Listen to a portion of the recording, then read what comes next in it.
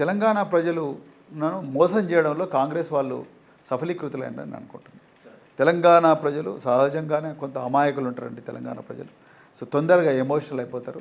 So వాళ్ళ ఎమోషన్స్తోని ఆడుకొని వాళ్ళ మీద ఈ 6 గ్యారంటీల మత్తుమందు చల్లి విపరీతంగా అధికార పార్టీ మీద అసత్య ప్రచారం చేసి యూట్యూబ్లు ఈ ట్యూబ్లు అన్ని ఛానళ్ళ ద్వారా చేసి ప్రజలకు వేరే ఆప్షన్ లేకుండా చేయడంలో కాంగ్రెస్ పార్టీ నాయకులు రాహుల్ గాంధీ నుంచి మొదలు పెడితే రేవంత్ రెడ్డి అంతే తప్ప బీఆర్ఎస్ మిస్టేక్స్ ఏం లేవంటారు సార్. వాళ్ళు అభివృద్ధిని చేసిరు కానీ ఎంతసేపు ప్రజల్ని కలవలేదు, ప్రజల దగ్గరికి నాయకులు వెళ్ళలేదు అనేది ఒకటి బాగుంది సార్. ఇంకోటి దళిత బంధులో 10 లక్షలు ఒకే కుటుంబానికి ఇవ్వడం, లేదంటే రైతు బంధు 1000 కోట్ల సంపన్నురాళ్లకు అటువంటి వ్యక్తులకు ఇవ్వడం, ఇవన్నీ కూడా ఇంప్లిమెంటేషన్లో అక్కడక్కడ కొన్ని మిస్టేక్స్ జరుగుతాయి. ఎందుకంటే మనం when we are dealing with the human beings డెఫినెట్గా కొన్ని మిస్టేక్స్ జరుగుతాయి. కానీ అవే మిస్టేక్స్ వల్లనే ఓడిపోయినట్టే నేను ఒప్పుకోనండి సార్.